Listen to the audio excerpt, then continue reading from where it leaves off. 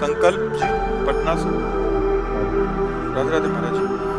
महाराज जी आपकी काफ़ी video YouTube पर देखता रहता हूँ। मेरे को जब भी कोई तकलीफ होती है यूट्यूब पर जाकर अपनी समस्या डालता हूँ और बाय आपका नाम लिख देता हूँ, फिर उसका मेरे को समाधान मिल जाता तो बहुत रिलैक्स फील होता है। महाराज जी मेरा एक प्रश्न है। महाराज जी हम मेडिकल फील्ड में जुड़े हुए हैं, अचानक किसी के अंतिम संस्कार में जाना पड़ता है, फिर तुरंत उसी कपड़ों में हम क्या विवाह आदि में और निमंत्रण आदि में, क्योंकि घर घर नहीं, जब हम किसी के दाह संस्कार में जाएं तो हमें वस्त्र सहित स्नान करना चाहिए। हमें अपने शरीर को पवित्र करना चाहिए, अपने वस्त्रों को धोना चाहिए, नवीन वस्त्र धारण करके फिर किसी के शुभ संस्कार में जाएं। वो जब हम दाह संस्कार करते हैं तो जिस नदी या जिस सरोवर या जिस क्षेत्र में करते हैं वहीं से स्नान करके घर आया जाता है। हमारे यहाँ की पद्धति थी कि सचल स्नान करके जिस स्थिति में गए उसी स्थिति में स्नान करके भीगे हुए कपड़ों से घर आते थे, घर सूखे हुए कपड़ों से नहीं आते थे। यदि हमारे पास वस्त्र हैं तो हमको पवित्र वस्त्र धारण करके शुभ कार्यों में जाना चाहिए, ना कि शव यात्रा वालों को। शव यात्रा करने से हमारा शरीर और ये वस्त्र आदि अपवित्र हो जाते हैं, इनको पवित्र करना चाहिए। सूतक घर में पड़ गया हो, जैसे कोई खत्म हो गया तो उसमें मंत्र जो गुरु दीक्षा लिए तो उनका क्या? हाँ नहीं, जपना चाहिए मंत्र, अंदर से जपना चाहिए। अपना गुरु आ गया। हाँ बिल्कुल नहीं, उसके लिए जप के लिए नहीं मना है। अंतरात्मा से जप नहीं करोगे, मर गए तो वो तो मर ही गया, तुम भी व्यर्थ में मर गए। और भगवान का स्मरण चल रहा है, मर गए तो परम पद प्राप्त होगा। जैसे कि आप कहते हैं ना कि सिर्फ अपने आराध्य का 2 बार नाम ले लो, तो नाम ले लो उसी से। हमने 2 बार वाली बात तो कभी कही नहीं, हम तो निरंतर वाली बात करते हैं। 2 बार वाले से हमारी बात नहीं बनेगी। तो जैसे कि महाराज जी अगर कहीं मृत्यु में जाए और उसके बाद में अपने आराध्य का नाम ले और उसके बाद में शायद पवित्र हो सकते हैं, मतलब नहीं ऐसे नहीं।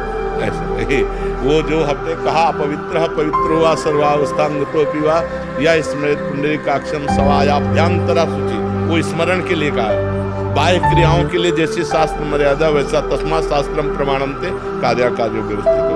हमें अपने शरीर और वस्त्रों का प्रक्षालन करना ही चाहिए, उसमें कोई गणित नहीं लगानी चाहिए।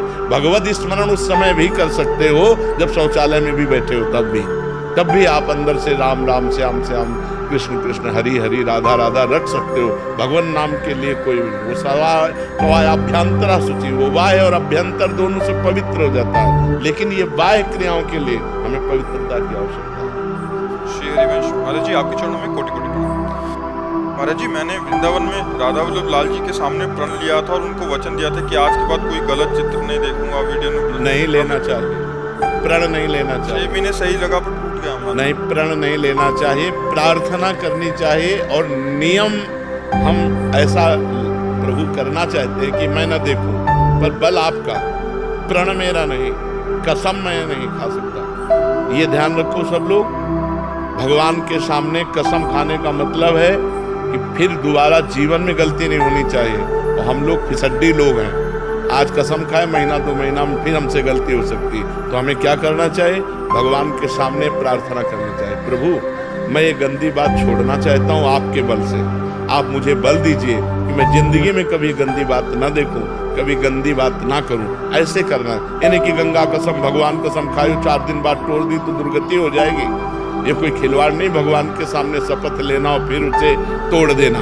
तो इसलिए अभी बच्चे हो, भगवान के सामने पुनः जाकर प्रार्थना करो कि मैं अपने प्रण को नहीं निर्वाह कर पाया, अब प्रभु मैं आपसे बल चाहता हूँ कि आप मुझे वो बल दें जिससे मैं गलत आचरणों से बच सकूँ। ऐसा विनय करो, प्रार्थना करो। वीडियो अच्छा लगा हो तो वीडियो को लाइक करें, शेयर करें, चैनल सब्सक्राइब करें। धन्यवाद।